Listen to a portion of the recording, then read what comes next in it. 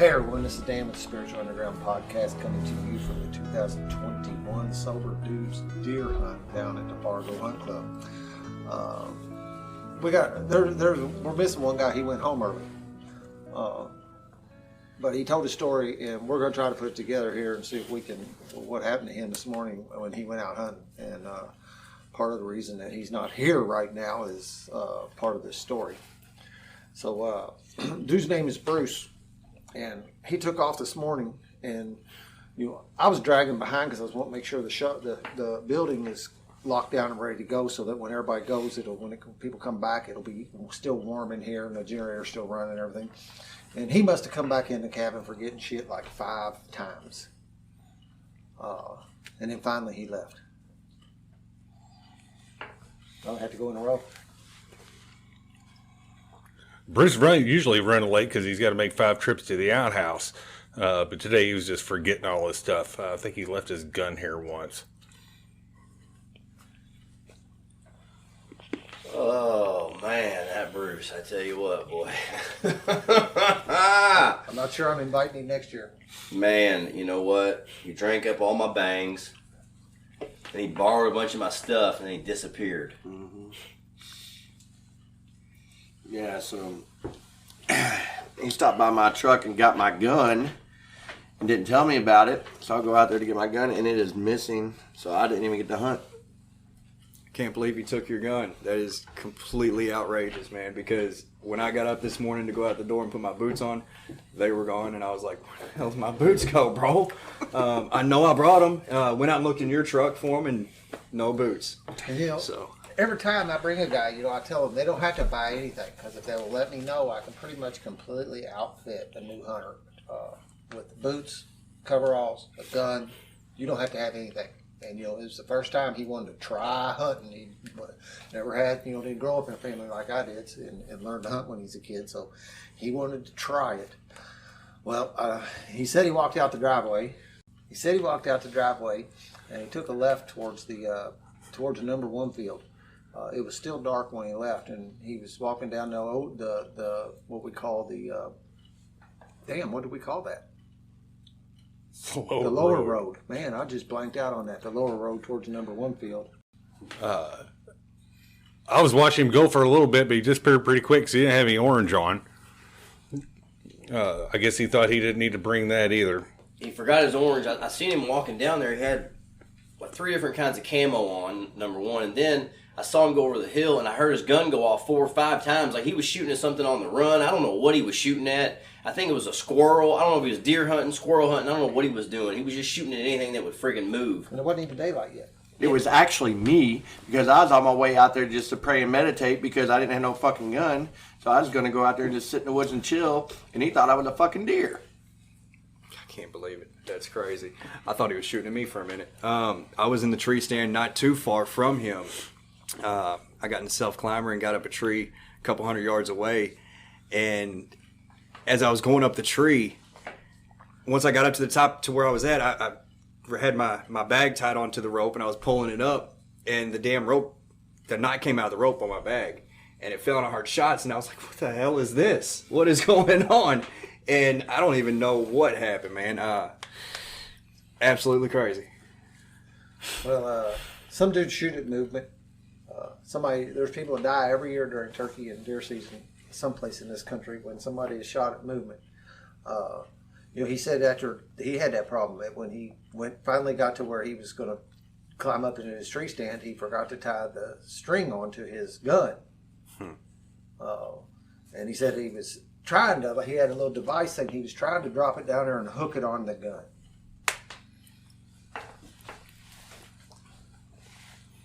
So after all that shooting, he finally got his gun up in the tree, and he was thoughtful enough to have his gun unloaded when he climbed up the tree, but what he didn't realize is he's fired up all his ammo shooting at nothing. He told me he was sitting up there, man, and he said he saw the biggest buck he ever saw in his whole life come walking right up to him, and he didn't even have a bullet. He said he was going to throw his gun at the deer. He didn't even know what to do. He just started yelling at it, "Fuck you!" And then I yelled, "Fuck you back," because it was me. I climbed up that fucking tree stand. I kicked his ass out of the tree stand. He hit the ground, bounced twice. So since I dropped my bag, I had to come out of the tree stand to get my bag. And as I was coming down, I hear all these fuck yous and screaming and hollering, and I see Shane stomping across the woods. And I had no idea what was going on. I thought he had something. I thought he had one down and was just excited, and it turns out he was just pissed because he was getting shot at. Well, after a little while, everybody finally did all the, and this is opening day of firearm season in Indiana, and all this ruckus is going, and we're trying down her hunt. We got this yahoo doing what he's doing. But it did finally quiet down, and we all went out and had our best hunts we could, except for Shane. He had trouble getting the hunt in today, but we were all back here, and Bruce come walking back up the trail, and what do you know? What the fuck he had? About the same time, here come a car down the driveway, and we weren't expecting anybody else. Apparently, somebody had turned us into the DNR of suspected illegal hunting. Yeah, that was me. I've seen a few little illegal activities going on around here. I've seen a few people using guns they weren't supposed to use. I saw a couple piles of corn by some tree stands, and I just thought I better call the DNR and have them come check it out. I thought probably Shane did it, so I just wanted to double check and make sure they needed to take his gun or take his truck. To keep it real, it's honest. Honesty is the best policy, Shane. It is. And to be honest, he had a bald eagle on his back. He shot a bald eagle. And DNR's coming down the driveway. I'm like, what the fuck are you doing? He's like, I got me a turkey for Thanksgiving. I said, that's not a fucking turkey. That's not no thunder chicken. That's a fucking eagle. Oh, man. I missed that part. I missed the turkey, the turkey, not turkey eagle. That's why DNR was here then. That's pretty fucking crazy. Travis. That's absolutely nuts. How does that make you feel, Travis? Well, that conservation officer was not very happy when he saw what was going on down here. He had already had reported potential illegal stuff going on down here. And he pulls up, and Bruce has got a damn bald eagle over his shoulder.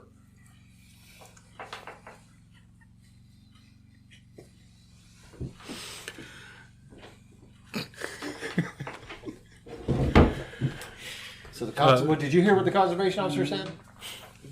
No, I didn't. I was still. I'm pitching softball I to know, you left man. and right. I can't imagine what a conservation officer would say to somebody who had just killed a bull. If the DNR isn't here, they're coming now when they hear this. Yeah, I think.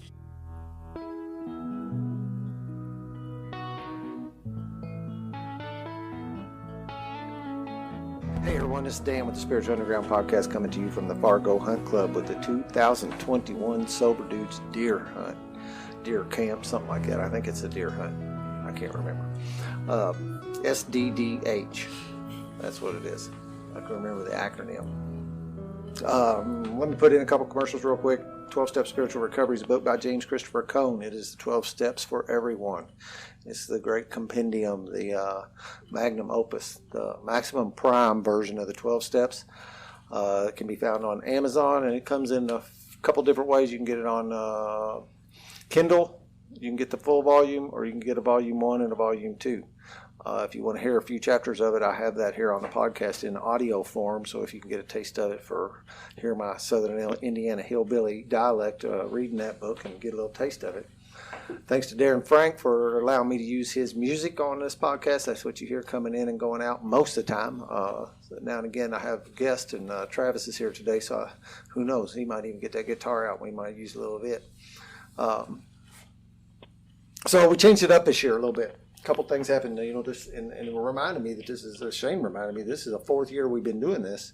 I had 3 in my head, and I think I have 3 in my head because I know that this will be the 3rd podcast. I don't think the first one, I wasn't podcasting yet, and we didn't record it. And the other thing is we typically did this on the second weekend of gun season.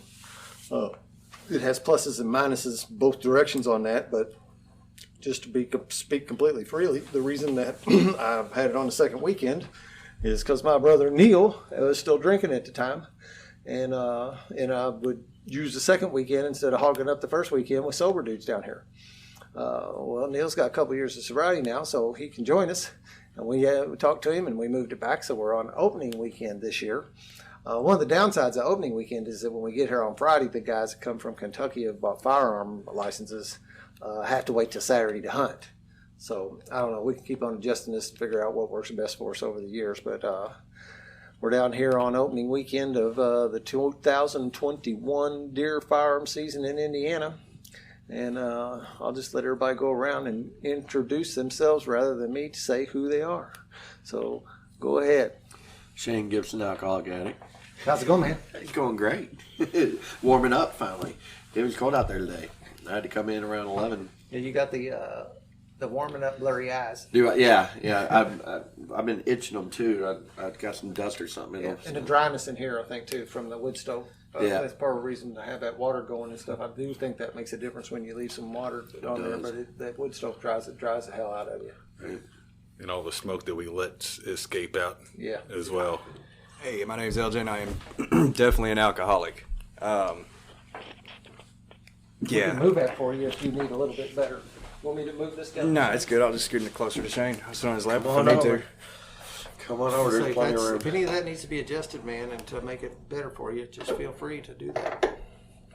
And you can pull it over here like that. Works for me. Sorry, I interrupted you. It's all right. It's all right. It's my fault. How's it been going this weekend so far?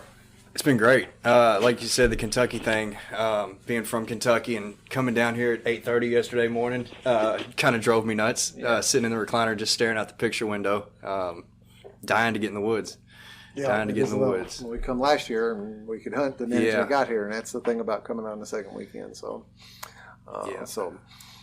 you guys know Shane, you guys know LJ, and the next guy up is Travis. And we'll save the newcomer for last, so he can get a gist on what we do. What's up, everybody? Travis, alcoholic. So, how was your weekend? It's been great, man. Been a great weekend. I love being down here. Love being with you guys. Love hanging out. So Travis has his family has a farm just right up the road from here, which he's been doing most of his hunting there. But it doesn't take long. But he just still comes, hangs out with the camaraderie here, and shoots up the road. And I think he was hunting really with your dad this weekend, right? Yeah, I mean it's kind He's of over there. kind of one of those things that opening weekend of gun season we always hunt together. Well, we didn't for a long time because it wasn't really important to me. You know, Yeah. It is important to me again now. So it's one of those things I want to kind of keep that bond between us. You know. The family reassembled. Yeah, man. Yeah, man. Real cool. Speaking of family reassembled, the next guest is my brother Neil. How's it going, man? Good. Neil, alcoholic. Just another great weekend down here at Hunt Camp. Cool to be down here with some guys that I'm not usually down here with. I believe I've met all three of you at least once, but it's usually in passing, never really spending time with you. So it's been cool having you down here. Yeah, that is. There's something about men getting together and doing this on this weekend, man. It's something I've always wanted. And when we first started coming, we did that. And it was mostly my dad's friends. You know, it was Jim Costin and Larry Harder and Frank Stein. And I still wish Frank's middle name was something like Nathan, so it could be Frank Einstein.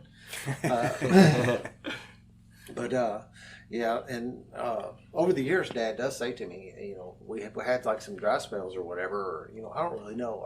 I really can't put an explanation, won't try to around it, but we'll be sitting down here, me and Dad, and he says, why don't you ask some of your buddies to come? And I always my thing is like, people aren't going to want to do that.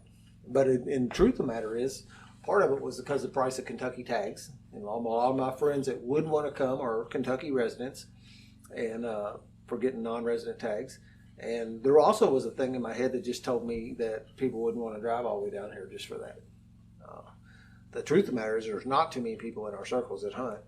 That's getting to be seen a smaller and smaller thing. It seemed like when I was in my 20s, I knew 25, 30 guys that hunted, you know, and now I know 4. Right?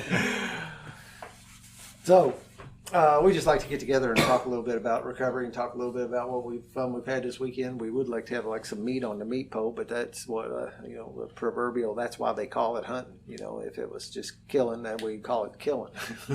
Let's go killing this weekend. But haven't seen much this weekend. Haven't seen much at all. I thought it'd be a lot better. Weather, you can't. There's nothing to blame it on, unless you wanted to come off with something to blame it on. Luck of the draw. You never know. You can't time it right every year. Well, some years it's warm, and I can say it's too fucking warm. Last year it was Sometimes raining. it's raining. I Yeah. can say it rained all damn weekend. Yeah. I got no excuses this weekend. Yeah. Yeah. Last year it rained Friday, Saturday, and Sunday. And, we blamed it on the weather. Being my first year hunting down here, hunting at all. It was still awesome, though. You know what I mean? Just to have this camaraderie, this bond. And it was just awesome, man. And this weekend it seemed like it's perfect setup for deer. Lots of shots in the woods, just nothing near where I was. I think I've been here since Wednesday. I typically take a week off and come down here at some point, but I busted it up this year and I come down and made some long weekends rather than a solid week off. And I came down Wednesday and have been here since then. And I think I've seen 6 deer in that many days. I don't know. I don't have a reason for it. Some of us grow up hunting, some of us don't. LJ, you didn't grow up hunting at all, did you? I did not. It's like your second time hunting period? No, because you went turkey hunting with with Travis in the springtime, right? Mm-hmm. So this makes number 3 in the hunting book for me. You've always been a fisherman. Always, man, since I was Dad took you fishing. 5 years old. Me and my dad, he made it a point to take me every Sunday. We'd go to a lake every Sunday, and typically he worked in the garage, so he had a lot of friends with farms and property and stuff. So he usually always had 3 or 4 guys that had a lake, and didn't mind us going out there. So Yeah. we always talked about hunting. We always talked about getting in the woods together, and it just never happened. Never happened. Yeah. Shane grew up hunting. Yeah, I grew up hunting with my dad. There's a little farm not too far from where we live. My family used to run cattle on it, and so we used to get to go over and go hunting. And I loved it. I just loved being in the woods. Yeah. So deer hunt was just the thing y'all did. It's like the same thing here. It didn't seem like anything special, although I didn't have many friends that went hunting. Mm-hmm. I didn't have any. I tell people that I was going hunting. There was like, but you classmates and stuff. I don't know if you can really classify them as friends or whatever. But I don't remember any of my classmates that went hunting. Me neither. Travis has grown up hunting, right? Oh yeah, I mean hunting, really just deer hunting alone. I mean deer hunting when I was a kid was like religion. And something I did with my dad since I was a kid. Something we always did together. We weren't big on hunting like rabbits or squirrels or anything like that. It was always just deer. It's just an obsession with deer, I think. That he kind of passed on to me. Yeah, we chased around quite a bit of stuff. We'd rabbit hunt. We had a big old stretch in our lives where we spent a lot of time waterfowl hunting, duck hunting, and goose hunting. Yep. And there's times that we'd go do that, and I would take a gun with me to deer hunt with, and Dad and his buddies would stay in the duck blind, and like around Patoka Lake here, and you can just walk up in the woods. There's a so many yard core of engineer buffer all the way around that lake, so you can pull up at any bank at that lake and walk up in the woods and hunt. Nice. And so that's usually what not usually. After a while, when I figured out I could do that, I got to that age where I didn't want to sit in the duck blind all day long. And I could do both. Take a shotgun and take a gun for both and do a little of both. Yeah, dual action. So it was pretty good. Neil, did you grow up hunting? Yeah, I did. As a matter of fact, you were with me most times. You got a couple years head start on me. I don't think I actually started bow hunting for deer till I was 14. But I remember squirrel hunting when I was probably less than 10. Yeah, we got into archery. We started bow hunting when I think the first season I hunted I was 14.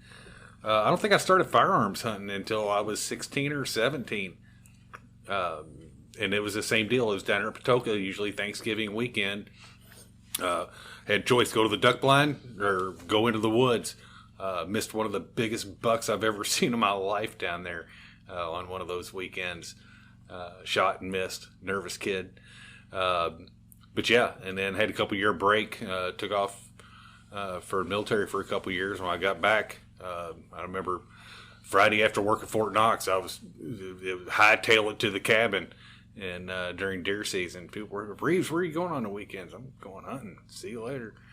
I was the only person I was in my unit that lived close to where we were stationed. And, most people were like, "That's an 18-hour drive for me to get home." I'm like, I can go home, do laundry, and be back for supper. But that was cool. So after I actually got out, started, it was in town and could hunt without the restrictions of duty and all that. So. Yeah, pretty much been deer hunting ever since. It was the first few years it was tough. It seems we were always borrowing somebody else's property to hunt out of. We didn't own our own. And then, was it 98? We bought this place. 99 is when we built the cabin. Yep.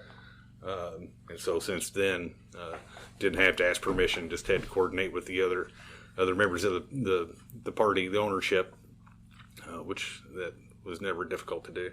And that's exactly what Dad said to me one day. He said, we're always having to go hunt off somebody else's place. Why don't we get our own place? I'm like, well, that sounds like a great idea to me. Right. You buying? I'll fly if you buy. Yep. And he had already scoped out. Usually when he would come to me with some kind of idea like that, he already had an idea about what had happened in this property down here, this 40 acres next to us. Well, it was always known as Mook's place. And I was just getting ready to say, I remember coming down and I bow hunted a lot out of Mook's place with Dad. But I don't ever remember you coming. Like I said, I think I was 14, and that was when I started bow hunting. I remember coming down here when I was a little kid. I learned how to shoot a rifle when I was like 6 years old down there. Yeah, I remember coming down and just jacking around, but like during the hunting season, and Mook didn't, I don't think, really care too much for me being here because he didn't, I've told that story before where I was out blowing crow call all morning, and he happened to be in a tree stand down the ridge from me, and when we got back to his cabin, he said, "Who had that crow call?" Well, I was all happy because, man, I was like feeling like a professional level crow caller that day. And I had every crow in Orange County in the trees above me.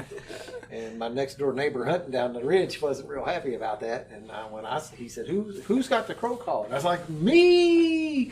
And he told Dad, "Get that kid, get the fuck out of here, and don't ever come back." And he did, and we did.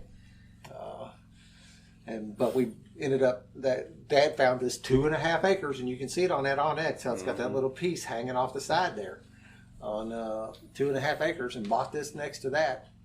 And you think about doing that, starting out with 2.5 acres, but then later on, Mook ended up having drop foot syndrome or whatever, where he couldn't hook up his toes when he walked. His toes dropped down, and this is no place for that. No. And he ended up wanting to sell the place, and we bought it. It's about time Grandma died. Dad got some money. Yeah. Here we are in paradise.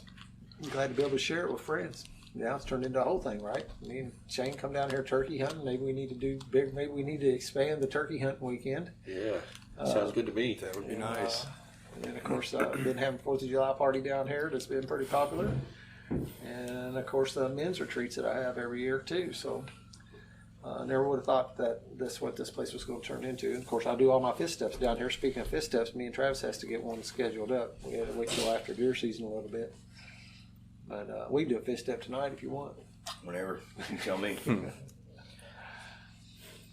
So, that's a little bit of everybody. I welcome Neil to the podcast. He hasn't been on before. The other guys have. And it's kind of funny being in front of the microphone to some extent. Usually once we get going, though, what I tell my guests is after a few minutes, the microphone disappears. Yeah. And then, of course, the guys that have been on it a few times, I think Shane's been on a fucking dozen of them or something. You kind of figure it out. We started off with a dumb little story because I wanted to sound check, and I don't know if that'll make the podcast or not. But Hopefully not. I think those, we practice that kind of thing. We come up, don't hit you so cold, maybe. Yeah. We can make a story out of that. The bald eagle angle, I really like that. Yeah, that was pretty good, wasn't it? I was hoping that maybe that Neil would say that. You know what that conservation officer said? What? He said, "Oh, cool. Those taste just like chicken." or Everything something of tastes that like nature. chicken. Yeah. I heard they taste like owl. Yeah, spotted owl. Spotted owl. Yeah, that's the favorite thing. Like somebody says, "What's that taste like?" Well, I heard it tastes like bald eagle. How do you know what bald eagle tastes like? It tastes just like owl. So, You said earlier, about the Kentucky boys having to, spend $150 on their tags or whatever, and that to me is nothing. Just to be able to come here and hang out with you all, just the fun that I have here. It doesn't matter if I get anything or not. I'll eat that tag. That's fine with me. It's not money wasted to me. So and to think about the money we used to waste, first off, if you Right. throw that in there. And my other little comparison is that, if we were all golf players, we all played golf and we went and played golf for a weekend like we're hunting, you'd spend more on that golf. Oh yeah. exactly. You can spend that taking a family of 4 out to dinner. Yeah, Or, for sure. most people, even if it's just husband and wife, go out to dinner Friday and Saturday night. You blow that real easy. Yep. Yeah, so it really ain't bad, and that's I guess it's that stinking thinking stuff, where I don't know. I guess it kind of goes back where I say, inside, all I really, I just wanted to be a part of, and that's what I was trying to do through my drinking and everything else was just to be a part of. And so, like when these ideas come across my wavelength, same thing with the retreat. When I first thought about the retreat, I thought there ain't nobody's going to want to drive all the way down there for a dang on retreat. And now I got to have invite only because everybody wants to come. Like you said, man, it's a little slice of paradise out here, man, and that's a fact. Like you were talking about the retreat, I get something every single time I come out here. Whether I, like Shane was saying with the deer tags, whether we get a deer or not, doesn't matter. I got what I came here for this year for sure. Yeah. For sure. You pretty much have to walk into hunting with that, because if you're going to walk into hunting with that attitude, it's that old expectation thing, man. Yeah. You set up that you think you're going to kill something. That's another thing that I have. I have like this stinking thinking thing of like when I invite you down here that I'm setting up an expectation that we'll be successful, just because we try. Well, hell, that's the idea for anything, right? Anything that we do. Like when I go fishing, I'm gonna catch something, and it's not called fishing for no reason. Right. You never They know. would call it catching. Yeah, you never know, man. And I let that expectation go this morning in that tree stand. I was up there cold, shivering, and I was like, you know what? It's just okay. It is just okay. How long did you stay in one spot? So I stayed in the stand that you and I walked to yesterday until about 11, about 10:30, 11 o'clock, and then I got down and went to the power line cut. And I was just curious about that, because that is a funny thing, and that's one of the reasons why Vlad didn't like it, because he don't like to sit still. And you can walk and hunt, and you can do that, but at least it's my experience that you're more successful sitting still. But it's hard to do, man. I mean, it's hard to just to sit still for hours. Yeah. Especially when it's cold, and I take stuff with me, so I'm not bored, to kill the boredom thing. Sure. Yeah. Did you take anything with you to kill the boredom? It was in my pocket. The phone. That's the thing about I try phones, not to stay on it. Yeah. Like this is. I get enough of that stuff at the house. Yeah. Enough clutter, and that's all that phone does for me. It just clutters my mind. Yeah. But you could use it as a tool out here, and Sure. so, where you kind of like go, okay, I'll treat myself to 15 minutes of distraction, because otherwise I'm climbing down. Yeah. Well, the cold got me down. The cold, once I finally was like, you know what, it is just, it's 25 feet off the ground. It's just way colder up Feels here. colder up in here, don't It is way colder up here. And the wind. Yeah, and it was windy this morning. But when I got down and got to the power line cut, I just sat in that blind and just meditated for about an hour and a half, 2 hours. It was nice and peaceful, and that's kind of when I just let go of that expectation, to be honest with you. So it's really nice. And you generally don't have to worry about a distraction of a text coming in or a Yeah. phone call coming in, because we don't have cell service down Yeah. here most places. You're up on top of the hill, so you can get some service. It's another great thing about out here. Yeah, I hope it never sneaks into the cabin. Yeah. Then I'll be forced to like airplane mode myself or something. Yeah. I've been dodging somebody all weekend, telling them I don't have no service, and doing it on purpose. Guess I could just keep that facade up. Yeah, if we ever get cell service here, I think it'd be a good idea not to let anybody in on that. Yeah, I joked around. No, about- no, yeah. still don't have service. Yeah, certainly don't tell like the wives and girlfriends. Yeah. Whoops. They don't listen to this anyway.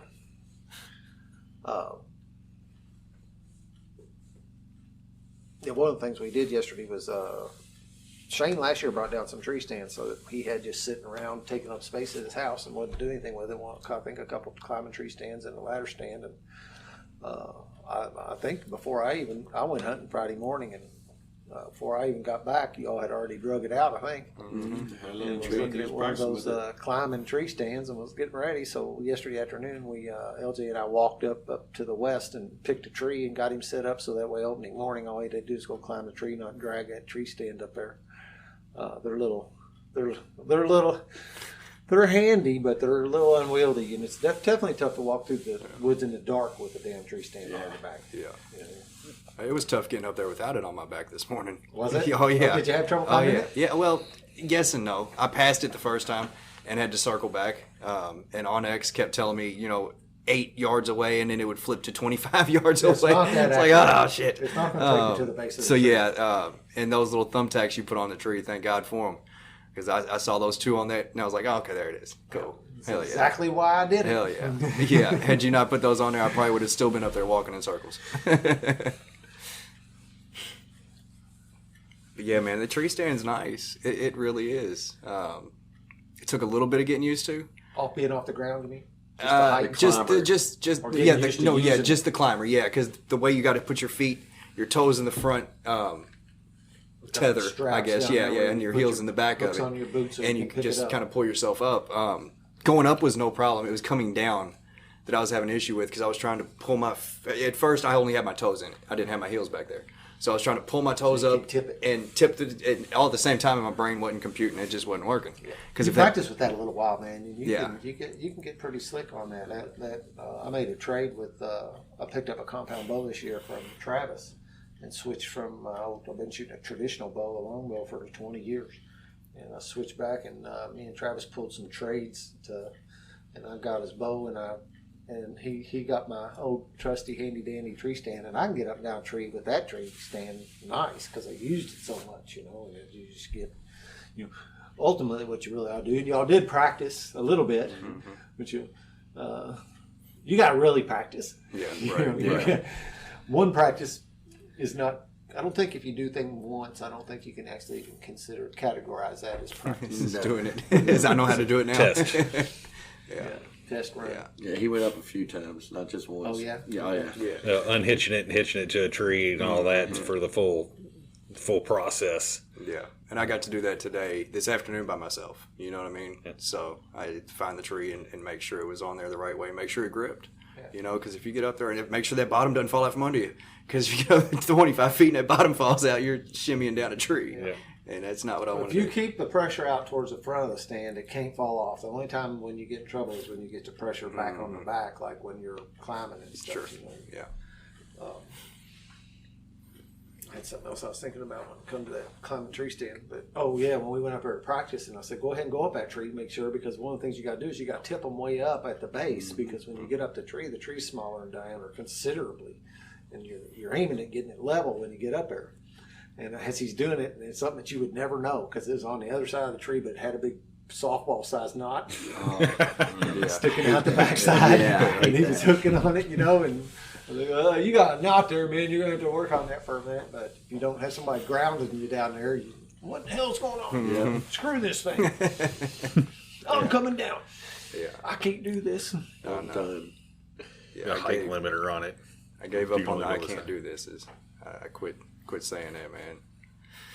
So I would talk myself out of doing a lot of fun stuff in the past, in the madness. Like I can't do this. I don't want to do this. I just can't. And hunting was one of those things. Honestly, I can't do that because of my past. There's no way I'll ever be, and I just can't do it. Yeah. And here I am. So couldn't do it if I wasn't sober. That's for sure. There's a will, there's a way. Yeah. Travis been seeing some big deer over on his farm. couple good deer over there. I don't know, man. I don't know what it is. I don't know why. It's 5 miles from your driveway to my driveway. And the only difference over there is we got a lot of ag fields. The Patoka River runs through it, so it's got some river bottom land, some thickets. But it seems like to me the deer per acre seems to be a lot higher over in that area than it is here. And I don't know why. Ag would do that right off. I don't know why. Yeah, besides sure. those Carrying things, capacity. you know. Yeah. You know, when you got X many tons of food, and so many deer to so many tons of food, and they eat 20% of it. It's 20% is what they take. oh yeah, Yeah. you know, you got the natural stuff in the woods and things, but you know, you throw that ag on top of it. Now I was looking at Onyx, and I did notice that there's a pretty good sized cornfield over here on the Onyx. It's not right on top, and you know, y'all got something connected up to you, or do y'all lease out something? Right, we lease so they're out actually about planting on your 50 property. acres, yeah, of beans or corn. Yeah.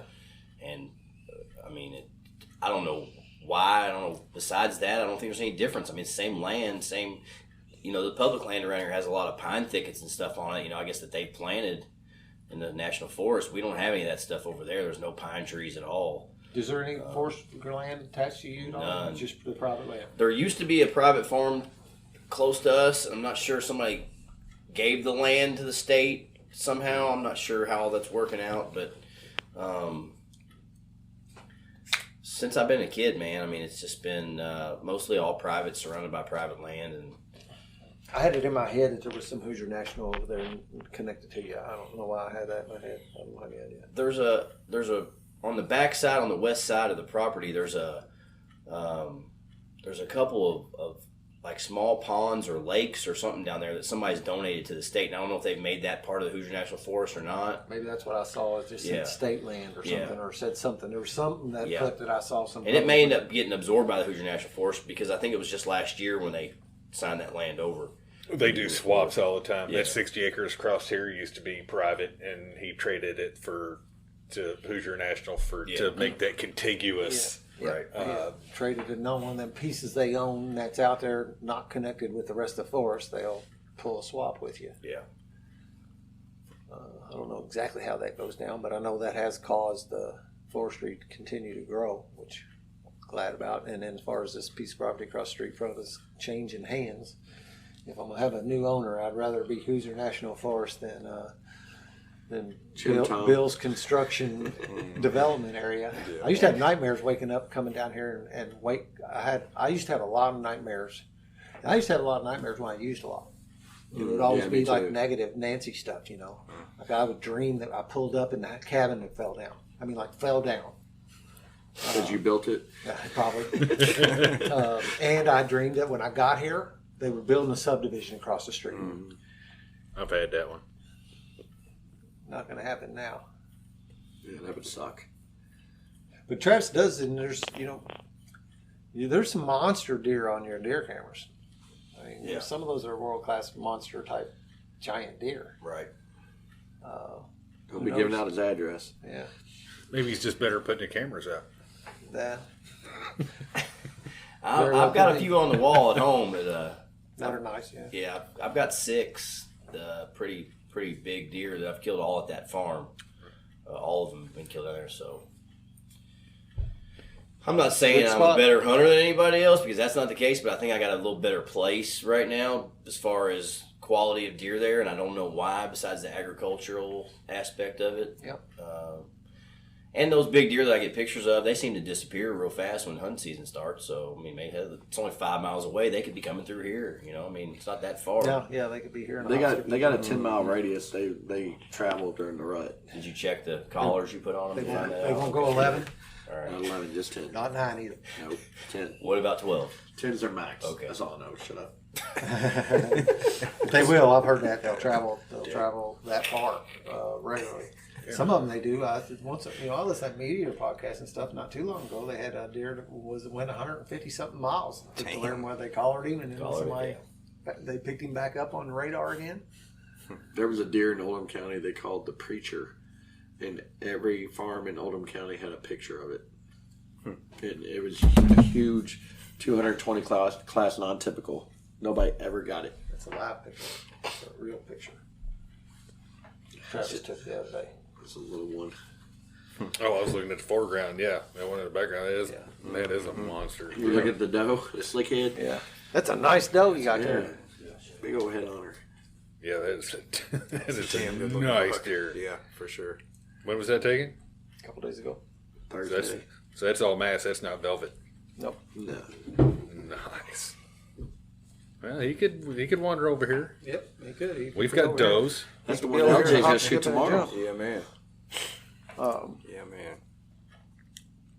Let's look and see. Wednesday was the date on that picture. I've had some big pictures of deer. Some years I get some. I've got a couple of nice deer that I've got pictures of, but not like jaw droppers. Well, the ones you showed me the other night on your trail cams are nice. Yeah, they're Those are nice. Some really They're not nice jaw deer. droppers. No, they're But damn, they're nice deer. And it's shoot. If they walk by me, it's getting shot. Yeah, I'm shooting it. I'm putting him on the ground Yeah. for sure. Both of those are pretty And I had a nice. That piece of one's my life where I especially thought I nice, was going to go after the biggest deer, and, like I was going to be some kind of professional deer hunter. Turns out there's a lot of people actually doing that now, YouTubing, and have turned into professional deer hunters from just being amateurs, But over the last couple of years, there's another thing about I think I let some of the fun get away from me. And starting to watch some of these guys on, there's a group on YouTube called The Hunt in Public. And they just go out and try to kill a deer, And I'm like, man, that's fun. Yeah. I lost something when I decided I was going to set some limits on myself that I'm only going to shoot a deer bigger than one I've killed before. Right. That's not sustainable. First off, because sooner or later you're a shot of luck. I do. I'm trying to bend because I went that whole time. When I was down here drinking, I didn't have any interest in shooting a deer because I couldn't, cut into my drinking time after we got back. I didn't want to A lot of work to do. Yeah. And then I got to where these first few years of sober, I was just enjoying coming hunting so much. And we're in one buck state too, so once you kill a buck, if you would kill a buck on October 1st, then I'd have to doe hunt the rest of the time. And I don't know that I would just come doe hunting. Yeah. Not unless I needed to, unless it was a depredation type of thing or where, it's the thing where you needed to take some does. Yeah. I don't think I would come hunting just with the It target makes it to a lot shoot. harder to get out of bed in the morning. Yeah. When you've already taken your buck in October and it gets around December and it's freezing out. And And, and then these things stay in the tree stand longer, I could see my sits going, what am I doing? Yeah, I'm out. Go Yeah, back in. they didn't show up at sunrise when I called them. I'm out.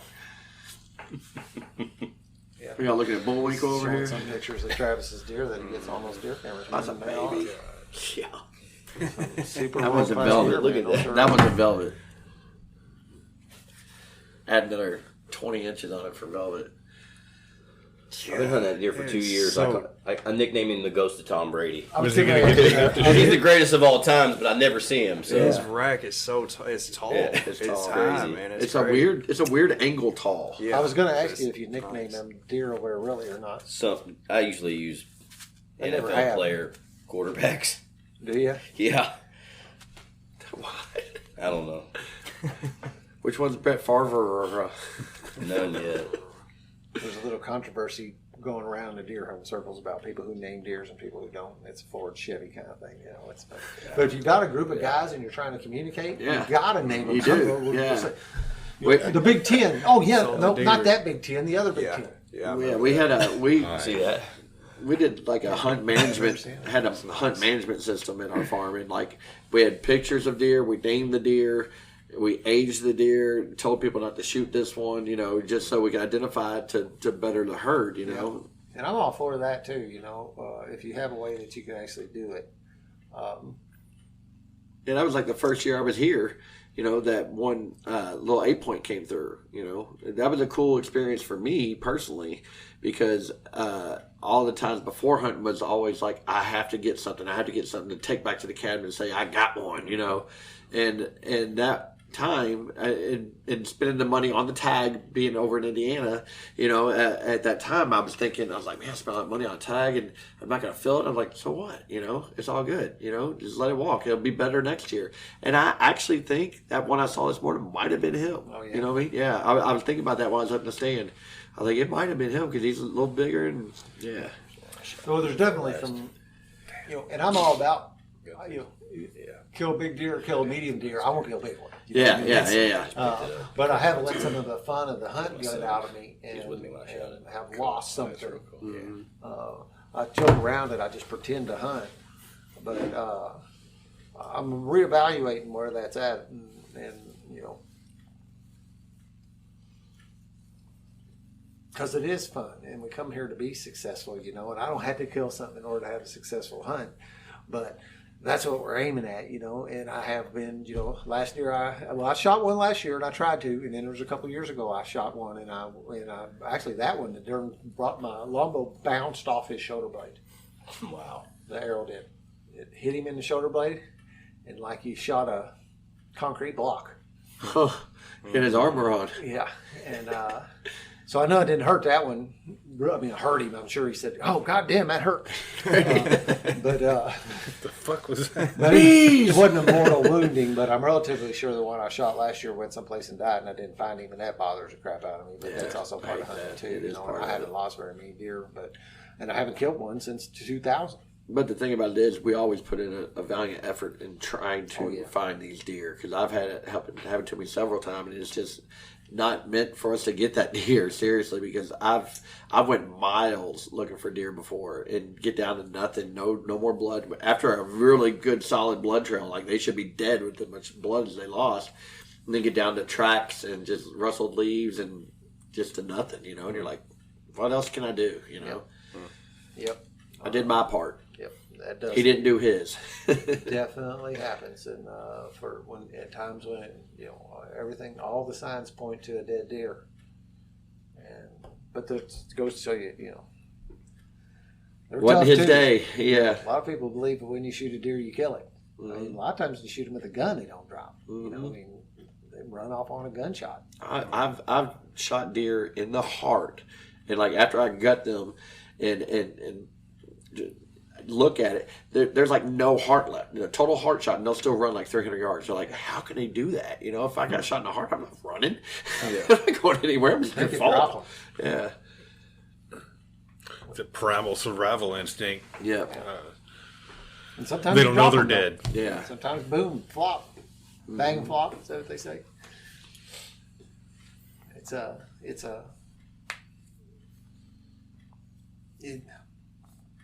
And I do vacillate a little bit back and forth once in a while about that. Not really that much, but like opening up my ideas of spiritual stuff, and I got a lot of friends who will throw out the terms and stuff about, not harming any sentient beings. Mm-hmm. That'll slip into my brain once in a while. Yeah. But man, deer hunting is just so much a part of my life, and it's like I finally have realized that it's something I need. It's not. It's kind of something I know I want to go deer hunting, but coming out here to you said earlier about sitting out and meditating. Mm-hmm. I feel like the minute I come down here and pass through the gate, it's almost like a meditation. And when I go out into the woods, I used to sit and purposely meditate in the woods. Sometimes I kind of do, but my meditation more now looks like some kind of non-sleeping nap. There's really not anything going on there. You know? I just shut down for a few minutes, man, and it would look like I'm taking a nap in a tree stand. I don't sort of am, but it's from practicing meditation to be able to do that.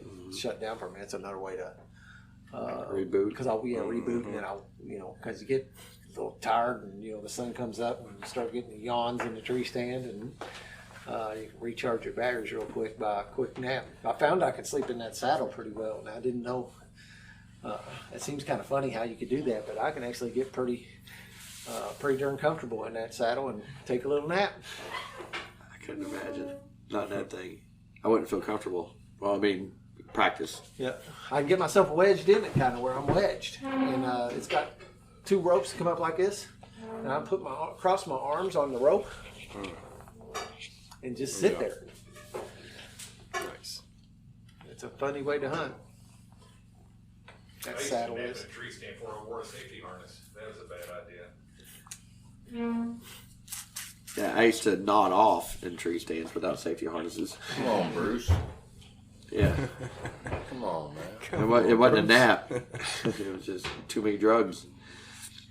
Wake up, hanging off the edge of it, no safety harness, no rail even, just like kind of leaned over and wake up looking at the ground. You're like, why couldn't I just fall?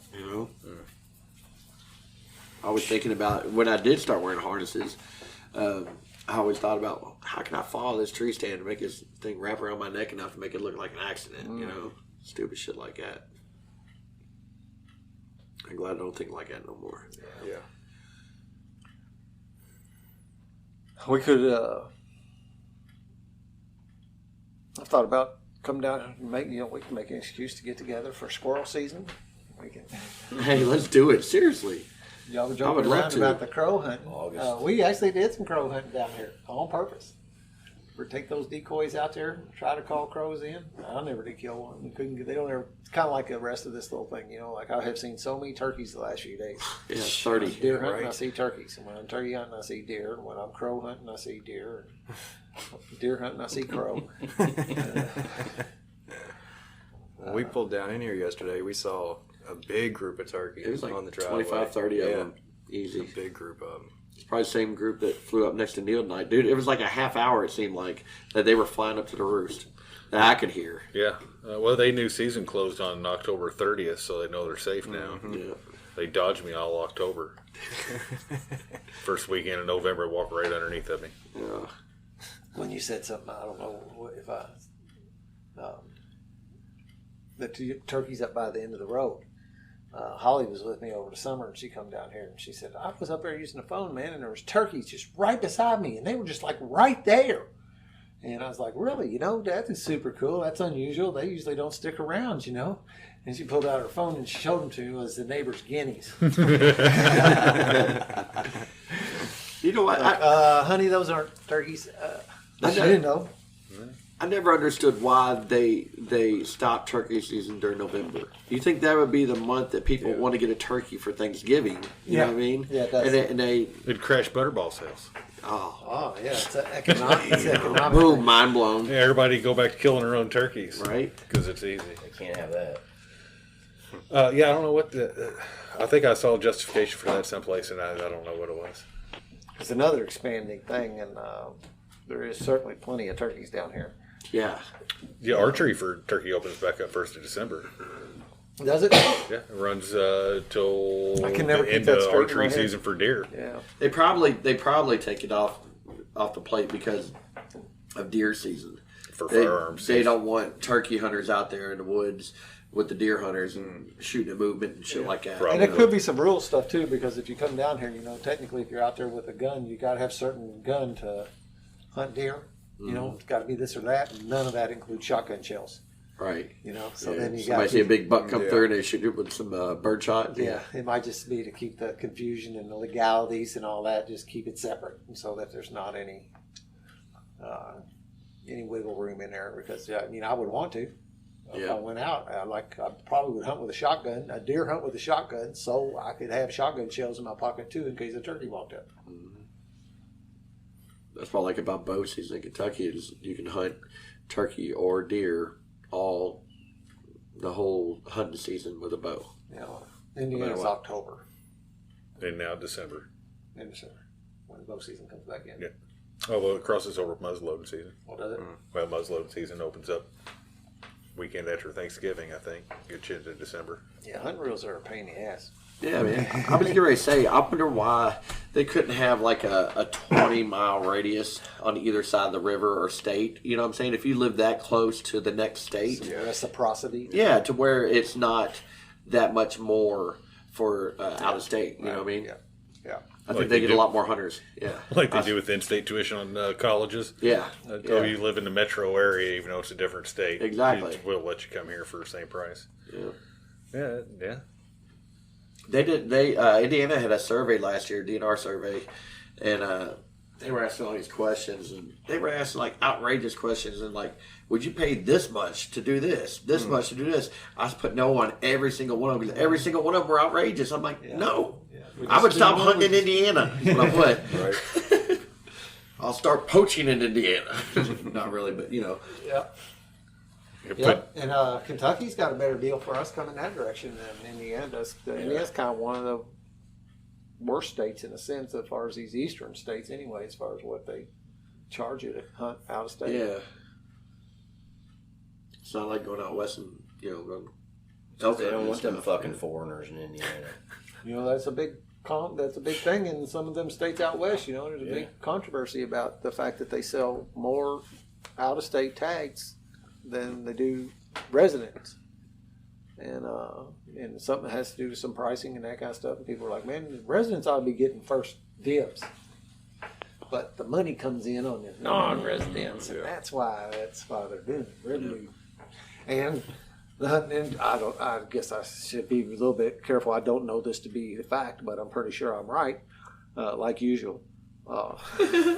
Is that the whole hunting industry, everything that's going on with it, is hurting because new hunters aren't growing up. I don't know. I mean, I could almost maybe see it when, by the time I'm an old man, I won't know anybody that hunts. Yeah. My kids don't care about it. Mine either. Yet. Yeah. Yeah, I can't say they won't always, But like I took it to it like a duck to water kind of thing, man. When I got to hunt with my dad, man, I mean, I was chomping at the bit. I was mad when I didn't get to go, and Dad would want to come down and not take me, which wasn't very often. Right. But when he would go hunting, I remember him coming home and they would, because he used to do some quail hunting and stuff like this too when I was a kid, and they'd come home and they'd be plucking quail in the backyard, and like, how am I didn't get to go, Quail hunting. Yeah, and that's another thing. There's no quail to hunt here anymore. It's funny how it cycles around. When Dad was a kid hunting, there weren't no deer to hunt. Right. Yeah, it's all small game, rabbits and birds, and I like rabbit hunting. I'd like to find somebody that had some dogs. I want to coon hunt sometime. I do too. I don't really want to. I don't want to become a coon hunter, but I would like to go coon hunt for the sometime. experience. Yeah, I would too. We gotta do that. And I used to not want to think I had. I used to say I don't have any interest in hunting a lot of different things. I think I might just, like LJ was saying, I think I was just setting up blocks on things, But I'd like to go kill a bear. And I could have said a while back that I didn't have any interest in shooting a bear, but I do now. Yeah. Or a mountain lion. That's the thing. Our interests change a lot. As we grow and we get into different things that we never thought we'd get into. I always had misconception on some things, I mean, for the longest time, people talk about going wild boar hunting, and there wasn't no because somebody told me they weren't any good to eat. Really? At some point, have you ever heard that? I've heard they're so gamey that I've people heard shoot that. them and leave them where they lay. Huh. Nope, I never heard that. Now I know people are eating them like crazy. I do have the bald eagles. And I've heard people say the same thing about bear. I remember hearing bear wasn't no good to eat. Well, now I'm understanding that a lot of bear is good to eat. Right. They said Daniel Boone's day they chose bear over deer. Yep, for food. They'd rather eat bear meat than deer meat. Yep. So how is it going to be bad, Yeah, they really just wanted deer for the skins. Right. Because it made good pants. Buckskin. I want a pair of buckskin pants. Hell yeah. I've got a big pile of deer skins. We never wasted any of it. Whenever I kill one, I would have the hide tanned every single time. And some of them I got a bunch of them with fur on, and I got a whole drawer full of deer leather, just leather with the hair off. I want me a pair of sexy pants, skinny jeans. Skinny buckskins. Yeah, and that's what they have to be if they're going to be on me, right? But I would like to have a pair. That'd be cool. Of course, I don't know what I would do with them. Wear them down here. Yeah. Working them. Wear them to pocket in the wear them to the spiritual underground meeting. What's that? Tassels on My them? buckskin pants. Oh, that'd be awesome. I was just saying I would like to have a pair of buckskin pants, and I've got a lot, but I think it Some takes a lot to moccasins. make a pair of pants. I bet I have 10 skins. Yeah. It's enough to make some pants, I'm sure. Not for me. Not for you, no. I'm a bear. Make one leg. No, they would fit my legs. I have little legs. Yeah. Yeah, you do have little legs for the shape of the rest of your body. Yeah. And I have no butt at all either, and that sucks in the deer stand. Yeah. Oh my God, my butt is sore. My tailbone, it's sometimes I have to adjust or whatever. It's like, man, I hope a deer don't come right now. I can't even stand up. Yeah. It's one of the reasons I like that saddle. Yeah, It's like a little true. hammock on your butt, man. Yeah. It just cradles you. So, we go hunt in the morning? Yeah, buddy. That's one of the things you'll find, man, that enthusiasm wanes quickly for a lot of people. Yeah. Well, If you're not seeing any deer, it's if hard you're to not keep seeing us- anything and it's hard real to stay. windy, like I don't like windy hunts at all. I've never been successful in wind. So I already got expectations that I'm not going to see something. So I'm already sitting there like, what Yeah. the fuck am I doing here? You know, I'm going to still sit out here because if I ain't out here, if I'm at the cabinet, shoot 'em I'm off definitely the going to get couch. one. Yeah. So like, just sit out here and put your time in. You know, you can't be successful every time. So. But I watch a lot of deer hunting videos on YouTube, man, where people are killing big deer in wind. I mean, like windy. You can see that it's windy and people shoot. Wind used to piss me off so bad. I would get so pissed off if the wind was not going the way I wanted it to go. Like life. Like I fucking know which way the wind is supposed to fucking blow. Like I would get so mad. Shane even seen me do it in Colorado. I would get so upset in the deer stand. I catch myself even now, that little guy on my shoulder saying, "You dumbass, that wind's going to scare those deer away. It's blowing right to where they're at." I mean, that's just me saying I know which way the fucking wind needs to fucking blow, I mean, fuck. I got to tell that story. We were in Colorado elk hunting, and we were down the bottom base of this mountain peak, and we see this elk way up there, and we're debating on going after him. We named him Abe Lincoln because we were going to sneak around the back and shoot him from behind, and we didn't realize how far we were going to actually have to travel. It took us 5.5 hours to get around to him, but the whole time he's like, "Man, the wind's shifting, blowing that way." I was like, that dude's like, how many miles away, It's going to shift a million times, but let's just see what it is when we get there, It'll change a lot. It was perfect by the time we got up there until it wasn't perfect. We sat up there for about an hour and a half waiting for him to get up before the wind shifted, and Cal blew us out of there. But I guess he was right. The wind did get us. Fuck Now, that as wind. we say, you can't beat their nose. No. I think whitetail will overlook it. But I've heard of elk just don't play games I when think it it comes to depends the on the smell. age of the whitetail. Yeah, They'll right, overlook yeah. it. Yeah. You're The right. young deer will overlook your smell, but I heard a old guy- deer will not. I heard a think guy say twice. this the other day, and it just made sense. And again, I'm not saying it's gospel, but he said, "Well, you got 3 scent deer, 2 scent deer, and 1 scent deer." Right. He said, "A fawn, it's got to have smell, sight, and hear you before it runs off. Got to have 3 scent deer. Small button buck, the same kind of thing. Medium aged deer, like a smaller, couple-year-old buck or a semi-mature doe, they're 2 scent deer. All they need is 2 of the 3, and they will run off. But big bucks are 1 scent deer. If they hear you, see you, or smell you, either one, any one, and they're out of here." I was like, that makes a lot of sense to me. Because big deer are a different kind of animal. Yeah. You can watch them when you get to see one in the woods, and that's that is part of why I'm here, because there is something there's some heartstring that gets strummed when I see a mature buck in the woods. That is like that I'm after, whether if I kill it or not. That what happens is because it's a complete. They just act. They walk different. They move different. They're just completely different animal when when you see them, rather than like the damn doe walked up underneath me this morning. Yeah. Or this afternoon. Completely different animal. Fun to watch them get all stiff-legged, bristled up. Oh, yeah. But they're like ghosts, man. The gray ghost is what the Indians called them. They would just sneak in, sneak out. And, And there they're going. and, they can stand still for so long. I know a couple times out here where one has come in like an hour before dark, and it stood over, and it stood there until dark. It didn't move. Do something It wasn't just right. stood there. That's what happens. And That one today, I was walking down the logging road and heard a trail, and I heard a chick, chick, chick, and I went meh, and it stopped, and I got my gun. I couldn't get him in scope. Period. Couldn't get another look at him until he went to take off for good that time. And I could see the antlers, but couldn't really get a good beat on what he was. I was really trying to look at him more than anything. Not really squeeze the trigger, but yeah, because we buy all this fancy camouflage, and those things stand still in the woods, and they disappear, and they're solid color. yeah, with white antlers. And white tails and chest, or I guess not chest, but they got a lot of white on them. Yeah. But it disappears when they stand still. Well, I know I don't play the wind enough. I can't. I've learned that I can't pay attention to it. I just got to go hunt. Yeah. I'm gonna try to have an attitude tomorrow. It doesn't. I can't set up for that here. First off, is the swirling winds around here. They do. You know, it's blowing different direction all the time, and that's one of the reasons why I like down here a little bit steadier, harder wind, because the harder wind tends to go the same direction more than the light wind swirls around and moves around on me.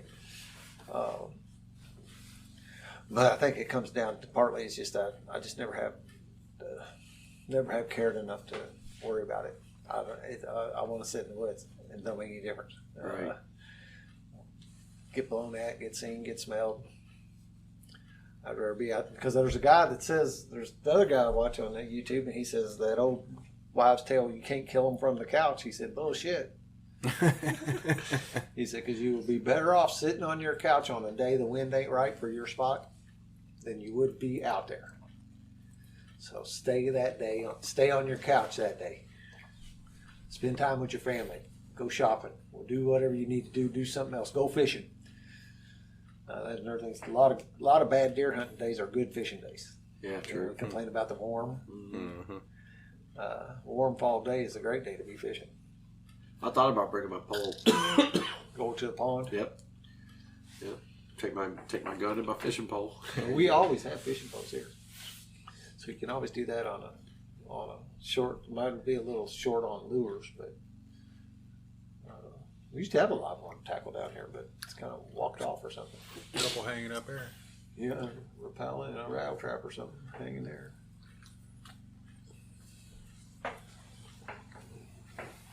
Well, I'm running out of gas. It feels like you guys are too. That cold wore me out today. It always does. It like sucks the energy out of you. You know, like a hot day in the summer, you know, it sucks it out of you. It's cold does the same thing to me too. Yeah. Sit out there all day. Yep. And this place, I don't know what it is, man, but I take more naps here than anywhere else. Yeah. And you remember we was drinking, but you know, looking at we'd be sitting here and it'd be 2 a.m. and we're trying to decide if we're going to drink another beer or not. You know, like, got to get up at 5. I'm good One for more? another one. You good for one more? Yeah, okay. You know, Just one more. one more, and then of course you know, play the game in the morning. That was you know, I say I pretend to hunt now because it's just not that important to me to kill something. But if you watched me, I look like I'm hunting. If you see me walking, you'd say that guy's a deer hunter. Mm-hmm. But back then I was pretending to hunt and Sleeping at the base of the tree. My alcohol and drug consumption didn't quite allow me to hunt. And that's happened to all of us at some level here at the table. I'm glad to be able to have it back. There is something nice today. Yeah, for sure. It's nice to sit in a tree stand and feel good. And you helped me with that gift, so thank you. You're welcome. Your first sober deer hunt is what got me back into it because after I got sober, I would spend so much time doing that and kind of got out of the whole killing part of it. You know what I mean? Because I didn't realize that I liked to hunt so much was because it was actually meditation. Right. The only time my mind was quiet was when I was in the woods. Mm-hmm. So I would want to go to the woods every day, you know. I was just addicted to that. But once I killed something, that's when everything just, as soon as I pulled that trigger, all my peace and serenity were left. Oh, yeah. Every time, yeah. Because I knew I had a lot of work to do now. Well, I was going to fuck up my high, you know. Yeah. Well, that's part of what's with me is about coming down here. Sitting in the woods and doing this is one of the places that I can go and turn off the rest of the outside world. Yeah. You know, and as much as I try to do that on the couch at home, I can't. But when I come down here, I can pretty much turn off the rest of the world. It's something me and Shane talked about yesterday when we got here. It's like, you know what? Everything's off now. Like nothing outside that gate matters at this point. Yeah. You know what I mean? For the weekend, like nothing. We're here and present. Just okay. Disappear for the weekend. We'll be back. Come back later. Yeah. Well, that's the cool part too. That our wives know that. Yeah. They know they're not going to be able to get in contact with us, you know, at all. You know, if anything happens, it happens. You know. Yeah. Yeah. That's it. You know, we're not connected to that part of the world right now. You know, this is where we're at. And on the flip side of that, I know that everything's okay at home. Yeah, exactly. I don't have to stress and worry about any of that shit anymore. Yep. You know, a few years back, I was worried to death. I couldn't go to the store without worrying about, is everything okay? Is the kids okay? Are you okay? Like everything, you know, trying to fix, manage, control, trying to control everything outside of my control, you know, and I don't do that today. I try not to. I don't do it this weekend, that's for sure. You got a connection. That's for sure. I've had some people come with me like, well, what if it's emergency? I'm like, man, I don't know what to tell you. Yeah. My wife doesn't even say that anymore. She knows. I mean, it's just like, deal with it, I suppose I could give you my next door neighbor's telephone number, and maybe she would answer, and she could walk down here and come get me. Or I say, what did people do? 30 years ago. Yep. They had to wait. Yep. They knew that, and they were okay. They're like, well, I can't get a hold of him, but I'll just have to tell him when he gets back. Yeah. It's so now. Everything's now. Instant gratification for everything. Yep. I just have a fleeting thought, and I can ask you right now. And you better respond to it right now. Yeah. Not in I've 6 hours. been getting asked, and it messed with my serenity a little bit this weekend. I don't let it too bad, but I've had a situation come up at home over this podcast that has been trying to poke a hole in my serenity this weekend. And every time my phone gets service, I got a particular person trying to get a hold of me. And I don't want to talk to that particular person. I've done told him I don't have no service. I'll be back Sunday. And still pokes a little hole in it because I can't help but think about it. I got a question. Y'all grew up hunting together. Who's the better hunter? Dan certainly killed a lot more and hunts a lot harder than I do. I'm just fucking with you, but I'm really wondering if, because I never had a brother, right, growing up hunting, I just was an only child hunting with my dad. Was there ever like a sibling rivalry between you all about hunting? I don't think so. No? No. But I always have caught more fish than him. So you're the better fisherman. Dan's killed more deer. Yeah, That's probably fair. that's probably fair. But there's never really been any It just got serious. The conversation just got real fucking serious. No, Everybody didn't fucking know. it doesn't, though. Just got real serious in here. Me and Neil's had a pretty cool relationship growing up. I mean, we had our little bullshit when we were little, how fighting and that stuff, But for the most part, that's not really happened. Not near the level I hear other people talk about. I was curious. Where there's damage that's been done between people that almost looks like it can't be repaired. We never have had any of that. The biggest thing that's ever gotten in the way is my drinking and drunken thing. First off, I stole some pills from them, and they knew I did, and I lied about it, like we do. So that puts a big splinter in things pretty quickly. Yeah. And then when I got sober, and he wasn't, then that creates its own complications there, and that's probably the only real bumps in the road we've had. Yeah. And when you got sober, I was happy for you. But also, I didn't want to be around you out of respect. I didn't want to threaten your sobriety with my drinking because I was by no means ready to give it up. Wasn't causing me any problems, So I convinced myself. But I still had a job and hadn't been to jail as far as I knew. You really never did have any problems with your drinking. No, not on the surface, but my liver, my kidney sure did. Yeah. And then. So, and then once I got sober, then I was like, I understand why. Starting to understand how this stuff works. has to clear your system a little bit before you can start going, oh damn. Yeah. I guess that was. It would have been better had I done this sooner, or not let myself get like it in the first place. But I remember sitting down here one of the first years, because that was a little bit. I'd come down here and we'd hunt, and Neil would be drinking beer, and I wouldn't. And it wasn't a problem for me. It wasn't like I was having any issues with it. I mean, it was no big deal. I felt good. And, wasn't like I was even tempted, But I do remember one time we were sitting here talking about it, and he said, "I knew you had a problem. Or I always knew you had a problem." And he's standing there with the beer in his hand. And I think, well, I ain't seen you put one of them fucking things down a long time either. But okay, I do. Luckily, I don't remember that conversation. I'm not doubting I said it. I just don't remember it. Well, I mean, it wasn't an untrue fact. Right. Yeah. You're right.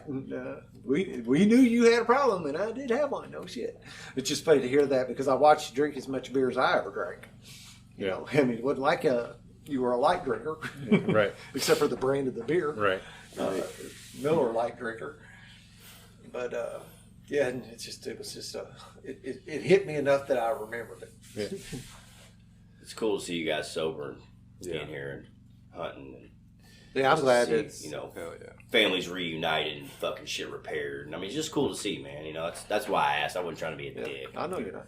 Well, you know, that was one of the things when we talked about moving it up to this week, when I had thoughts about moving it to opening weekend, and my whole thought on that is because I thought the hunting would be better.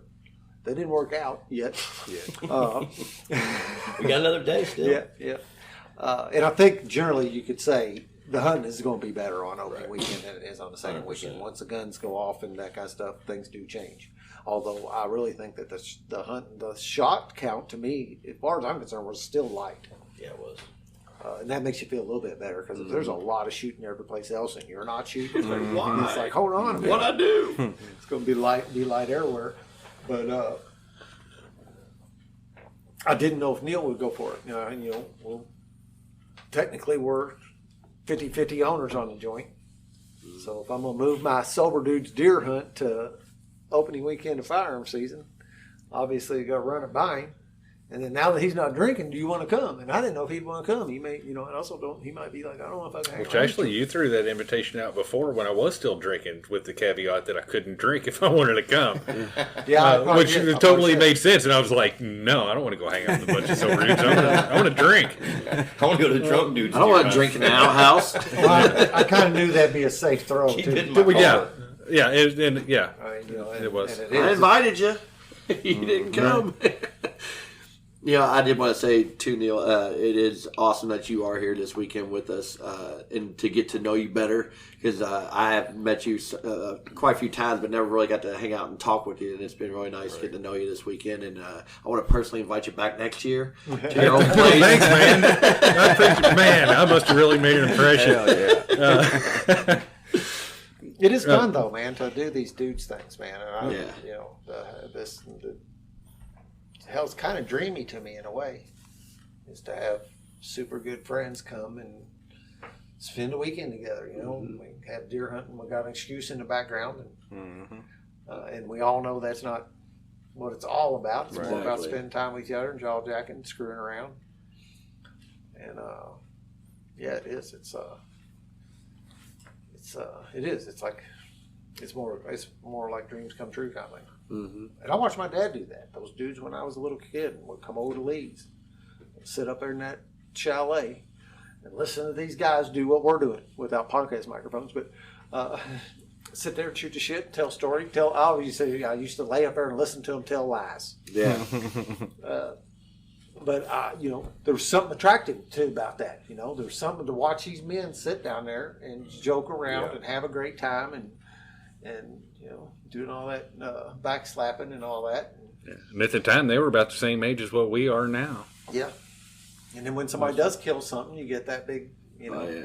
Well, LJ hadn't got to experience that, but I'm sure you will. Tomorrow. Tomorrow. Yeah, Somebody's putting something on the ground tomorrow. Is that when somebody kills something and that's... just not today. Just not today. Tomorrow, though. Yeah. Tomorrow. When somebody puts something on the ground, you get to celebrate that. Yeah, I wanted to be... Different than, up there killing your elk and the mule deer. And, I think a couple years ago when you shot one down here and got to eat some of that fresh meat right off the deer.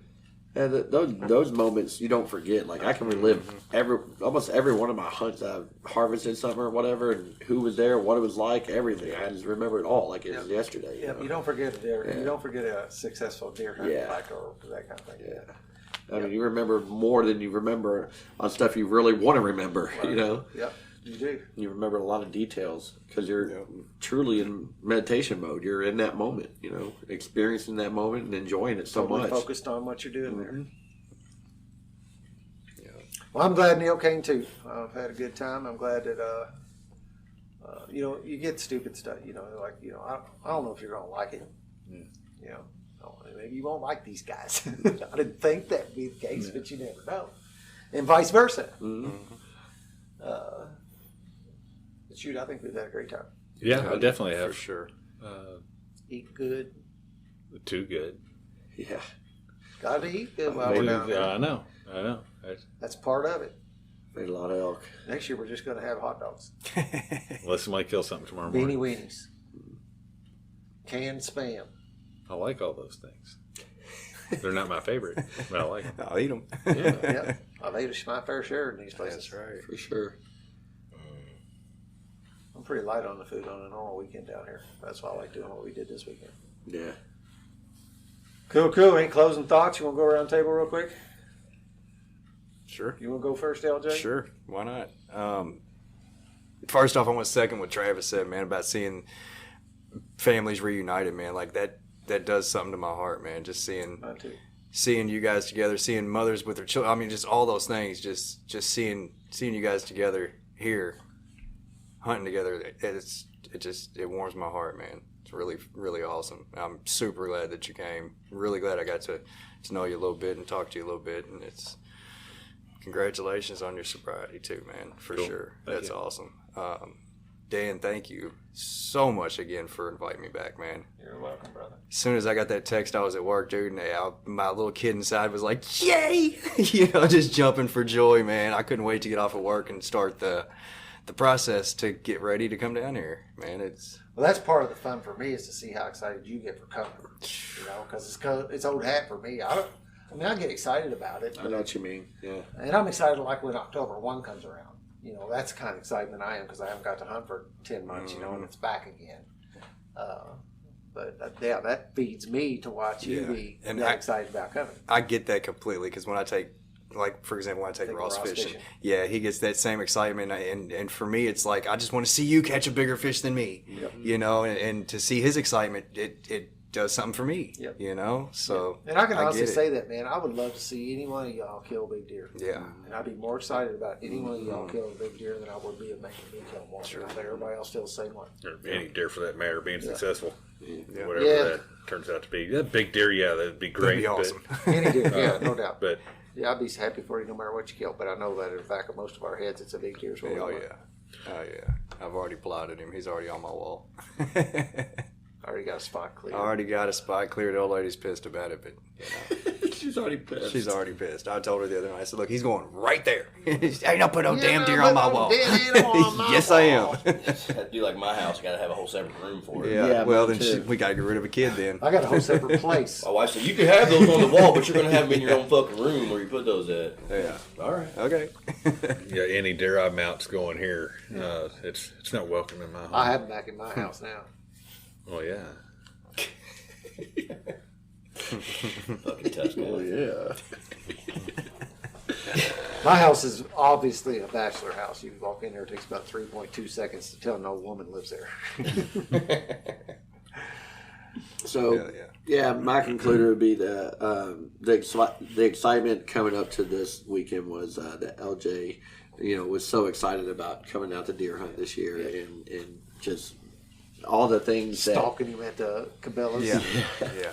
All the things that came through for him when he let go and just let the process happen and as far as work and everything else and he's been asking a lot of questions and I've been excited to answer them, and just be able to help him learn more about hunting. I've been enjoying that, kind of like a hunting sponsor, you know what I mean? That's what I felt like, you know? Yeah. And it's just been really cool to watch all this and be part of it, and I'm just so excited for you to experience what we've all experienced and to be here for that moment.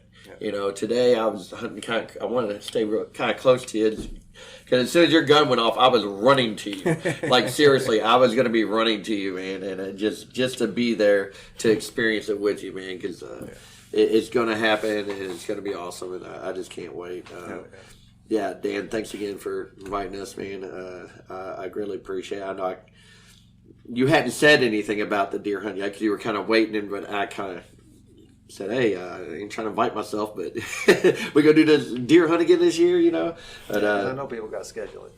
Yeah, and, my wife's pretty good about that stuff. I like to give her as much heads up as I possibly can so we can make arrangements for it to actually happen. Part of my foot drag was talking about moving to open weekend. Yep, I remember. Yep. But, yeah, man, I'm just super happy and feel blessed to be here and just... Yeah, I'm a total piece here, so thank you very much. Thank you, brother. Love you. I love you too. Trav. I feel like we just got started. Kind of. Fuck, I mean, I feel like I we're know it. closing it I know, out. right? We don't just have to. got I know. here. We did not Fuck, have deer I season thought is like 3 weeks I long, thought you was dude. falling asleep on me. I mean, I'm talking about the whole season altogether. Right. I I just thought want to that throw shot out, by wad by the time this weekend. I want to throw out invites. These guys just started hunting. I want to say the next 2 or 3 weeks that I hunt, anytime I go, I'll let you know if you guys want to come with me to my place. You're more than welcome to come along. I'll come. Over the next couple of weeks, I'm probably going to hunt 3 or 4, 5 or 6 more days when I can. There's something to be said, man, about LJ, dude. I mean, really, to be, what's LJ, 40 years old, and to be like, yeah, I'll do that. I'll go hunting. You know, like, I mean, most of us have all been doing this our whole life. You know, I mean, that's like, it's there's something to be said for that, man. I'm super glad that you came. Super glad you're here. This is your second deer hunt. You still haven't even seen a deer in the woods, and you're still fucking here. I mean, that says a lot, dude. I mean, I fucking spend 2 years and don't see a deer. I'm gonna fucking start throwing shit, you know, in the woods. You know, I mean, Hell no, I went out and bought a gun. So just stick with it, dude. And when it happens, it's gonna be such a fucking payoff. It's not even. Yeah. I can't even explain to you, dude. Just like when we went turkey hunting, it's gonna be a huge huge event. I hope I'm there. Thanks, Dan, for putting this together. I appreciate you inviting me over here. You know, we just lost somebody last week to this fucking disease, man, that we know. And I gotta do stuff like this, man. I gotta fill my life up with shit like this. I have to. Like, if I don't, like, surround myself with people that are doing the same things that I'm doing and these trips and hunts, and if I don't do that, I'm not gonna stay sober. Yeah, right. Look, I trust God to keep me sober, yeah, but I gotta do something for my soul. I gotta do something over here. You have to fill that vacuum. I have to remind myself that this is better Yeah. than me being drunk or me getting. I have to remind myself of that sometimes, man, and that's what this does. So thank you, Dan. Thank you for reminding me why I'm doing what I'm doing today. That's what this does for me. Because, like I said, we lost somebody this last week that we know, you know, acquaintance. But that reminds me of what's waiting for me if I don't do this. Yep. Like, if I don't keep doing the things that fill my soul up, dude. Like, if I don't keep doing those things that make me happy, sober, then I'm going to go back to what I know will make me happy the other way. I mean, I'm going to do that. So, thank you for hosting this. Thank you for having this. Yeah, man, we're just getting started. Fuck yeah. Hell yeah. Can I chime in one more time real quick? I want to say thank you. Okay, sorry. I want to say thanks to Shane and Travis, man, because I know I've burned y'all's phones up the past 2 weeks with, do I do this? Well, look at this. Check this out. Yeah, man. Check this gun out. Is this okay? Is this, you know, I appreciate you guys, man, because I sure as hell wouldn't be here if it wasn't for y'all. All of y'all. Every one of y'all. You know, Neil included. Like, this is your place too, bro. Like, seriously. Yeah. I wouldn't be here if it you wasn't too, for you, Neil. man. Hell yeah. Wouldn't You asked fucking be me here. no questions. Fuck Dan. Thank Neil. Because you got a lot of shit going on, man. I feel like I'm bothering you. I've still got that alcoholic part going on in my brain. Like, he's a fucking super busy dude, and I don't want to bother him. You know, Travis is at work with me, and I know he doesn't do shit at work. He doesn't do nothing at work. He works for himself. I can bother them all damn day. Yeah, man, I appreciate you guys, man. I love y'all to death, and I don't know that I'd be alive if it wasn't for you guys. Yeah, just don't give up on the hunting thing, man. Hell no. 'Cause Like I said, I just went out and bought a gun. I'm telling and you, I'm the not payoff giving up. in that few split seconds of your life when time just fucking stops and stands still because you've got a deer in front of you and you're getting ready to fucking kill it. You know, it's not about that, but it's just about you'll know when it happens, dude. It's just I can't even explain it. You know? But once that I think that once that affects your life and once that happens, like if it's in your blood, like you will never be able to not deer hunt. Like you'll know the rest of your life you're gonna be doing this. You know what I mean? So stick with it, man. Absolutely. Appreciate you guys. Yeah, it bit me a long time ago, and yeah, that's you spend an awful lot of life energy looking for them few seconds. Yes. Yep. Thanks, Travis. Yeah. Love you, brother. Love you, man. Thank you. Neil? No, I just want to say thanks, guys, for coming down. Thanks for inviting me. It's like I said, I've met. I can't say with 100% certainty, LJ, that I've met you before, but I know I've met Shane and Travis. But that's what I did was met them. I didn't talk to them. I didn't get to know them. So this weekend's been a great opportunity to spend some time learning more about them. It's very enjoyable. I've regret turning down the opportunity to do this to at least the last season. I know I could have pulled it off the season before. I can't remember. Probably not. Could have done it the 2 years ago. But anyway, no, it's been a great time. Dan, thanks for putting it together. Fantastic meals. Everything, all the work you put into making this go off as smooth as it has. Next year, work on getting a couple more deer within our tree stands. No, I know that's out of our control. I've hunted long enough to know that sometimes you see them, sometimes you don't. I have one way to affect that, and it is on my list. I keep on saying I'm gonna work harder at it, and I just gotta find a way to do that. More food plots would mean more deer. Oh, yeah. Well, we can't exactly plant 50 acres of corn. No, but remember back when I used to have all 8 of these food plots going? Yeah. We saw more deer. Yeah, we did. Now, maybe it could have been a coincidence, but I don't believe so. Yeah, well, I was just joking about that. I know it's public property. There's only so much we can do with what's available here. But I could and that's- maximize what I have. Yeah. You know, I could maximize what I have. Right. And I You haven't could been flatten able to do all that. the woods on your property and make it all a big food plot and have all these woods around you. Call it cornfield. Big 40-acre cornfield Yeah. out of our 40 acres. Yeah. They'd be coming for miles. Yeah, spend all that time and effort to end up just paying any money we made off the corn. We pay it in taxes, not being classified forest anymore. Right. But, no, it's been a great weekend. Like I said, I wish I wouldn't have put off coming down and hanging out with you guys. I know I have passed up at least one other opportunity to do so. Really look forward to doing it again next year. Then, if you add in some turkey hunting or some other get-togethers, and I've had some hang-ups. These are Dan's friends from where, I don't know, these guys go hang out cooped up in a cabin. How many guys he bringing anyway? I don't know, man. But no, we talked about it, and I said, yeah, I think I could enjoy that. And it's I'm very, very happy that I did come down and get to spend it with you all and come down. LJC and the excitement in you, knowing that hey, we still got all day tomorrow. No telling what could happen. And it's always there. You never know. It takes one, baby. Yeah, It only takes one. The old saying is that the longer you've gone without seeing the deer, the better your odds that you're going to. That's what I told him. At least I convinced myself that. I don't know how accurate it is, but I like that. it's whatever keeps me in a tree stand. Another 15 minutes, another 15 minutes, another 30 minutes. Whatever I can do, just a little bit more time. My feet are numb. Can't hardly move them. It's going to suck climbing out of this tree stand, not being able to feel my feet. But I'm going to stay here a few more minutes anyway because I don't know what's going to happen in 5 minutes.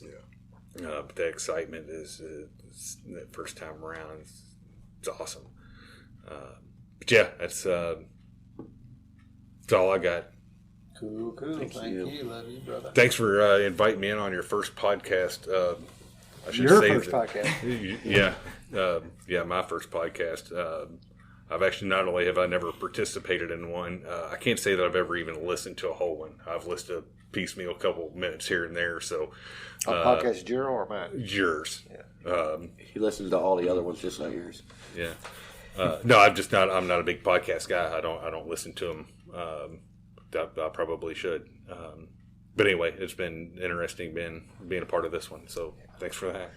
It's another one of those things that it's like I feel like I need to do today. The podcasting has kind of become a part of me too, and there's something inside that whenever I don't have a guest or if I end up not, missing a week when I don't have a new episode, it's something that bothers me. It's a problem for me. So to piggyback on Travis, that vacuum that's created when we take that whole element out of our life, because what happens is that's a little piece of our life to begin with. And it grows and it grows and it grows and it grows and it dissolves almost your whole life. And that's all you're doing. And if you just put that down, like you said, you got to find whether it's a reconnect to things you used to do or create new things that you didn't used to do or some of both. You have to do something like that or I don't think you're going to stay sober. And, you were saying that. And the guy we lost, as you were saying that, I was thinking, and I know him pretty decent, I'm like, I don't think he has anything. I never heard him talking about something.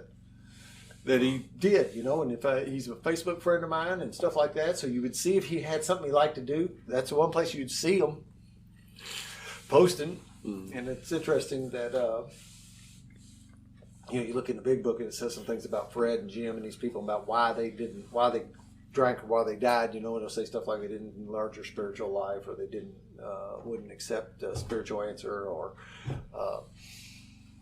and maybe not making damn sure you fulfill that vacuum that's gonna be created when you stop this shit.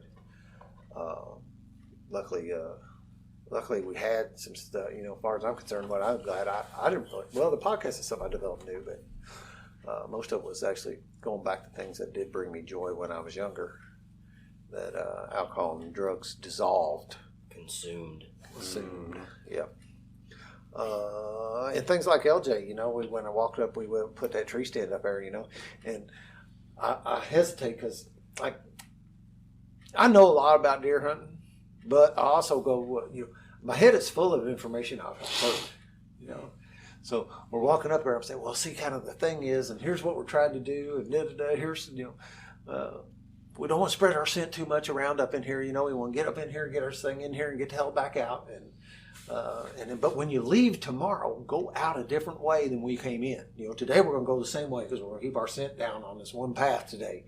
But tomorrow when you leave, go a different way because you might see the sign around the corner, and just all that stuff. And that brings that back to me. There's something about teaching people how to do something, even when it comes to like being sober, right? Yeah. When you're a sponsor, and about that joy you get when you're just teaching somebody else how to be sober.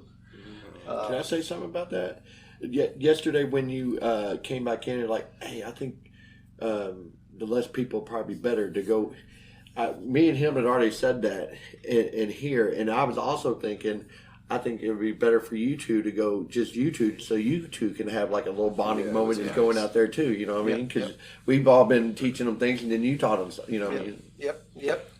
So that whole thing of when you're teaching somebody to do something that you like to do, there's some joy there all the time. No matter if it's showing a little kid how to shoot a bow, or a buddy how to shoot a bow, or whatever it is. When you're giving away your knowledge, there's something that comes back and reflects back on. When I'm giving away my knowledge, or something that reflects back into me that brings some joy to my life. And so, but I'm like hesitant to do it, because I don't want to sound like a know-it-all preacher either. I don't think I come off like that. Another thing I was thinking is like, when Neil was talking there for a second, I thought, what do you think? I was going to have some asshole friends? Maybe. I've always had pretty cool friends, for the most part. Fucking AA squared. It's that scared of the unknown. Yeah, Yep, it is. It's me trying something new. I've been here a million times, but not in this environment with you guys. So it's a little bit off my norm. Yeah. And that's where I was going with that. Is that another one of these vacuum things that's being refilled is to all the time we spend together, we get to know each other better, and we build our relationships with one another. That's ultimately what's happening here, probably at the ground level, beyond everything else, is that we're all building this relationship that we have with one another, and there's something that it didn't do before. I kept you at a distance. Wasn't going to let you see me too well, right? And here we get to kind of take our pants off and and just let all the guards down and be us here. Say things you can't say in public, and do whatever we want to do down here. So I thank every one of you all for coming and doing it with me. That's what, kind of like I said, at some level, this is hey, will you all come play with me? It's like going up to knock on the door to some kid. Will you come out and play? Will you come play with me? And at some level, that's what I'm asking you all to do. And you all say, yeah, I will come play with you. And so I appreciate that, man. And I'm really glad Neil's here this year too, man. There's something in my heart that's touched because of that particular element of this weekend too.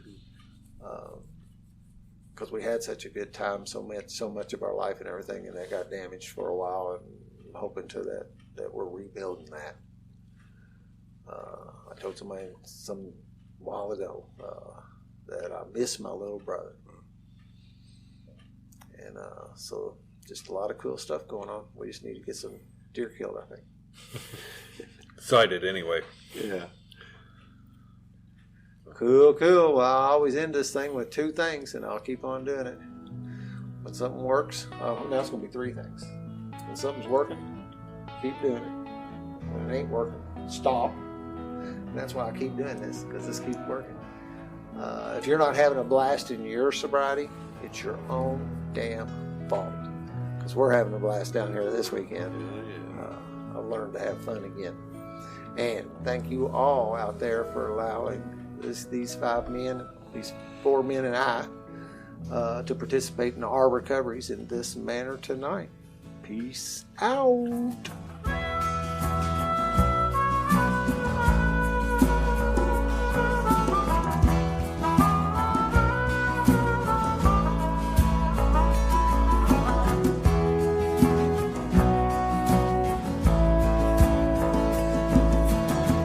Always try to be just who they want.